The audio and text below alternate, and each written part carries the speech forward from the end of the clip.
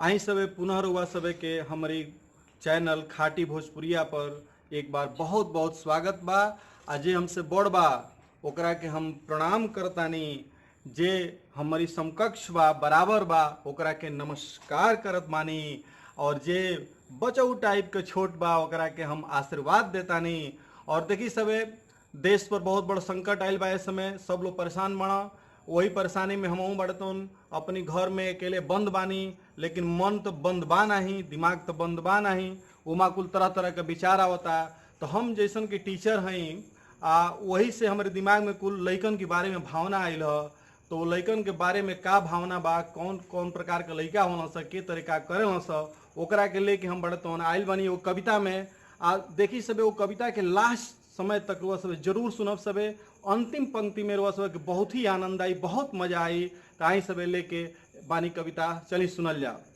वैसन लइका के बात बा जौन पढ़े में खूब पढ़ाकू होना स, जौन खूब तेज होना स, उन्हनी के का इसमें गुजरत उन्हनी के मन पर, ओकर व्याख्या देखी सबे कविता में कि 1 अप्रैल के रिजल्ट मिल जाइत, 1 अप्रैल के रिजल्ट मिल जाइत, दूसरी के कापी किताब खरीदाइत, 3 अप्रैल के स्कूल हम जैती, अगली कक्षा में जाके खूब अगरैती, नया नया बैग और टिफिन खरीदाइत, आलू का भुजिया और पराठा भराइत, लंच जब होइत नल पर हम जैती, हाथ मुंह धुल के पराठा भुजिया खैती, हाथ मुंह धुल के पराठा भुजिया खैती।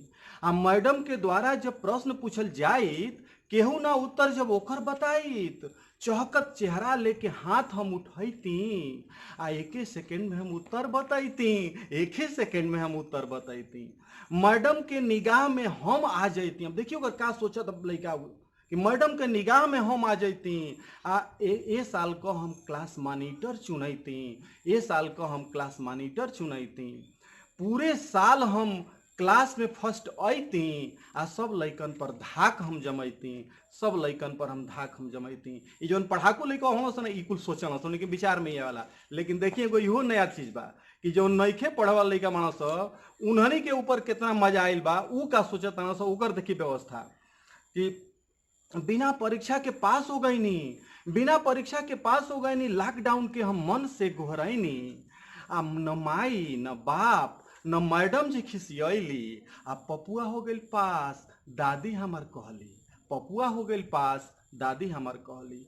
गांव जवार में चर्चा ई भइल, गांव जवार में चर्चा ई भइल, अरे देखो पपुआ को कैसे भाग जाग गइल, देखो पपुआ कैसे भाग जाग गइल, पपुआ घूमेला अब छौक छौक। देखी सब पपुआ के सीना के तरफ बढ़ेता कि पपुआ घूमेला अब छौक छौक, ना केहू कहेला पपुआ के अब बौक, ना केहू कहेला पपुआ के बौक, पपुआ मनावेला मन से गोहरावेला लॉकडाउन और तनी बढ़ी जाइत, पपुआ मनावेला मन से गोहरावेला लॉकडाउन और तनी बढ़ी जाइत, घर में हम रहती कुछौ ना करती, टीवी पर पिक्चर खूब देखल जाइत, टीवी पर पिक्चर खूब देखल जाइत।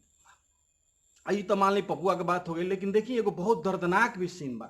दर्दनाक से नहीं बा कि जौन ठेला वाला खोमचा लगाए वाला ठेला वाला मानस उन्हनी के दशा का बा, लेकिन उन्हीं में जिगर भी बाटे कुछ। तो देखिए वो का सोचता स कि रोज हम कमाइला तब हम खाइला, रोज हम कमाइला तब हम खाइला, ठेला खींच खींच के लइका जी आइला, केकरा से मांगब कहवा से खाइब, लॉकडाउन के कैसे लइका जी आइब, लॉकडाउन में हम कैसे लइका जी आइब। तब वो एगो आस बा। देखी ई सोचता हो कि लॉकडाउन में कैसे लइका जी आइब, लेकिन देखी भारत का नागरिक हो जो निचला स्तर के नागरिक बा, ओकरी मन में भी कितना विश्वास बा, ओकर कितना साहस बा, ओकरा के समझे के भाई। अंतिम लाइन में जबरदस्त बात बा कि उ का कहता, उ कहता कि तबो एगो आस बा, देश पर विश्वास बा, जरूर केहू आई उ हमके खियाई, लॉकडाउन टूटी, लॉकडाउन टूटी, कोरोना भाग जाई, फिर नया जोश से ठेला खिंचाई, फिर नया जोश से ठेला खिंचाई।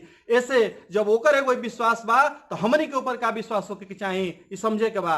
लास्ट में देखी सब एगो बात कहल चाहतानी कि कहे न प्रभाकर मत रहुआ घबराई, कहे ना प्रभाकर मत रउआ घबराई, मोदी जी का कहना मानी गमछा लगाई, मोदी जी का कहना मानी गमछा लगाई।